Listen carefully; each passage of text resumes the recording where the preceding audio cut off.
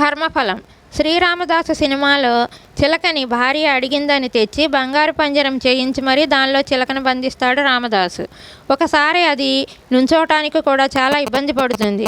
రామదాసు అది గమనించి దాని కాలును చూస్తే తీగపై నుంచోటానికి దానికి పుండు పడి ఉంది. వెంటనే పరిగెత్తికెళ్ళి తన పట్టు వస్త్రము చింపి మరీ తీసుకువచ్చి దానికి లోపల తీగపై వేస్తాడు. అంతటి సున్నితమైన మనసు గలవాడు శ్రీరామదాసు. మరి రామునికి ఎంతో ధనం పెట్టి గుడి కట్టిస్తాడు. కానీ శ్రీరామదాసుని జైల్లో పెట్టేసరికి రాముడు కూడా రక్షించలేకపోతాడు. అందుకే అహింస పరమోధర్మ, ధర్మో రక్షతి రక్షత అన్నారు. భగవంతుడు కూడా ఏమీ చేయలేదు. ఎవరి కర్మను వారు అనుభవించాల్సిందే. హింస విషయంలో మరీను. రామదాసుని బందిఖానాలో ఎంతకాలం ఉంచారో చెప్పగలరా? చిలకను ఎన్ని నెలలు, ఎన్ని వారాలు, రోజులు, గంటలు, నిమిషాలు, సెకండ్లు అయితే పంజరంలో ఉంచాడో రామదాసు ఖచ్చితంగా లెక్కతో సహా సరిగ్గా అన్ని నెలలు, అన్ని వారాలు, రోజులు, గంటలు, నిమిషాలు, సెకండ్లతో సహా తనని కూడా జైల్లో ఉంచటం జరిగింది. మధ్యలో సీత రాముడిని విడిపించమని అడుగుతుంది.